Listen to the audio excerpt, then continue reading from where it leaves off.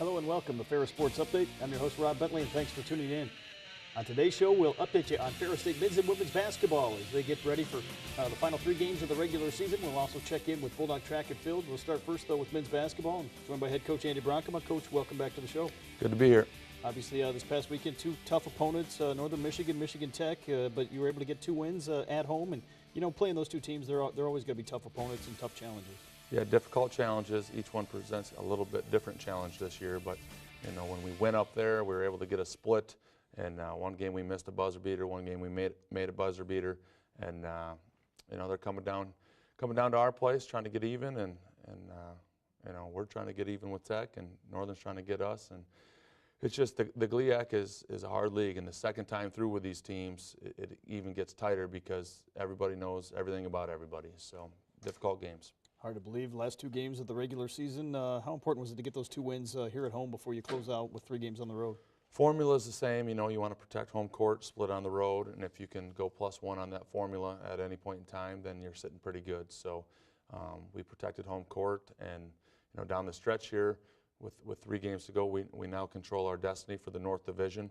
We would need a lot of help to win the overall title. But it's still available, so you know, if Davenport loses 3 in a row and we win 3 in a row, we'll be real happy about that. So we'll see, but we control our destiny in the North Division, which we like, which could get us, you know, a home game in the GLIAC tournament, and that's what we're shooting for, and you know, we're geared up to try to do that. As we go to some of the highlights, we'll start with Thursday's game against Northern Michigan, and obviously a team you know well with Coach Bill Saul on the opposite side that you work for here at Ferris State. Yeah, I mean, we stay in good contact, and we have a great friendship, and I owe a lot to him. I'm never shy about saying that because that's the truth, and those are facts. And his team is a very good defensive team, and then offensively, you know, they have the 2 most powerful offensive players in the league as veterans, and it's just hard to stop them. You just got to try to make them inefficient if you can, but they were both efficient in this game, and we were able to shut down, you know, the other players well enough and score on our own to get the victory. But they're a good defensive team. Miles Howard is everywhere. I feel like he's guarding all 5 players on the floor at one time. So difficult challenge, but we made enough plays. Obviously, here in the first half, back and forth, you had a 3-point halftime lead, but taking on a Northern Michigan team and certainly had an advantage in terms of maybe the depth.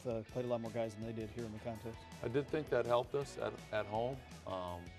No, I thought it helped us because they played 7 guys, we played 11. But really it was just, you know, the timing of the playmaking at the end of the game, and you know, we were able to spar back and forth. And we started out the second half pretty hot. Great shot fake there by Keese with the layup, and you know, missing some help side on a few of these clips. But overall, you know, we withstood, you know, a hot shooting night from Nava, and like I said, our guys countered with some big plays. Mason Klein's shooting the ball well from the outside. Cole Walker's been shooting the ball well from the outside. You know, and these highlights just show a lot of things that we work on in practice. That pull-up jumper is something that Armani's been working on, just to kind of counter his great 3-point shot. Mike Peterson's expanded his game with a turnaround there in the post and snapping right back into the press. I like this penetration to kick, you know, by Jalen. You know, maybe Jalen's been struggling a little bit scoring, and I know he's worried about that, but his assists have been remarkable, and we're trying to get those high assists every game and sharing the basketball. So real happy about this win. Big win right there, 78-67 the final score, and obviously you had to come back on Saturday against Michigan Tech, and they were coming off a huge win as well over Lake Superior. Yeah, a team that's already proven that they can beat us, and a team that presents some, you know, challenges with, you know, their centers really shooting the ball well, a lot better than the first time we even saw them. And they got some of the best shooters. They got a solid motion, and they have a balanced attack because they throw it into their post guys. And if you commit too early, they're going to kick it out for 3. If you commit too late, they're going to score on you one-on-one. So, great high glass layup there by D'Lo. Again, this is something we work on all the time in skill work, and it's good to see that showing through. You know, failed to get a box out there, but tough shot here by Keese. He's been playing well, nearing 1,000 points for us. Pretty excited about that. Obviously, here senior day, you had a chance to start all 4 seniors. What have they meant to your program? Well, Marquise, you know, I'd like to sometime, if we have time, just to tally up a point for every one of his stats: steals, rebounds, points, assists, I mean, he's a guy that's filled all the categories, for a long time for us, and he's one of the greats, and he's going to get to 1,000 points here, and that's kind of a unique thing too, to think about all 5 of the starters last year were 1,000-point scorers, so pretty cool to think about. Tough shot made there.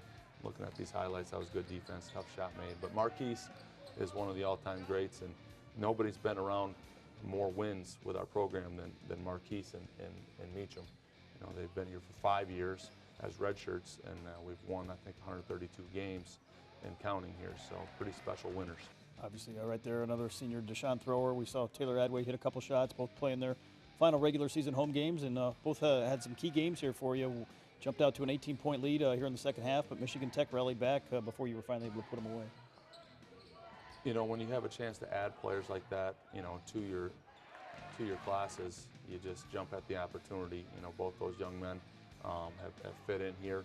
I know they feel like Bulldogs, and they feel like they've been here a lot longer. Of course, Deshaun's been here for 3 years, and then you times all his stuff by 2 seasons, 2 sports, so it feels like he's been here, but Taylor 1 year, and it's good. With the landscape of college basketball, there's a lot of available free agents, transfers, and you try to pick ones out that would fit you or fit your system, and those guys certainly have, and they've added to the legacy and the program very well. How important is it to send those seniors out with a win here in their final regular season home game at least, although I know you hope to get one more here in the conference tournament? Yeah, we tend to make a little bigger deal about it on senior day to play for those seniors, and I think that's out of respect for what they've done for our program and how long they've stayed in. It's not easy to be a college athlete, student athlete. It's just not easy. So a lot of people play a season or don't make it for whatever reason, but these guys have made it all the way through, and they deserve to be honored, and we played for them that day. And I don't know if we could do it every day, play for the seniors, but that's why Senior Day's special, and that's why we, give them the start to at the beginning of the game. Obviously, this week you start the final 3-game stretch, 2 games on the road at Purdue Northwest and at Wisconsin Parkside, and 2 tough opponents that you've seen once before here already this season. Well, Purdue's already beat some teams that have beat us, and they're at their home court, and they shoot the 3 well. They play with a fast pace, and they offensive rebound really well. So. And they're looking for another signature win to springboard them into their off-season workouts and second year of Coach Boom there, and so that's going to be a difficult game. And then the next 2 after that with Parkside and Lake State, those are controlling our own destiny type games because they're right there in the standings with us and difficult places to play. Finally here, 19-9 overall, 1 more win. You get 20 wins here for I think the 5th straight year. Just talk about what that would mean. Where's my rabbit's foot? No, I'm just kidding. So if we don't get it, then we're going to go back to the show, and you've jinxed us. So thank you very much. No, we're going to go for all the wins and anything that's available. So if we can get to a 20-win mark, that's a nice benchmark for teams and coaches, and to have that little streak intact would be a feather in our cap. So everything that's available, we're going for, including 20 wins. So hopefully we can get that Thursday and then move on to our next milestone. But that's a lot to think about. Those are the fun things to think about in the off season when it's all said and done. So wow, we've really done all that. All these players, all these people that have helped us, we've really done that. And then you just smile about it. So. Well, Coach, thanks for being with us, and congratulations on the 2 wins, and best of luck here this week. All right, thanks, Robert. We'll be back with more Ferris Sports Update right after this.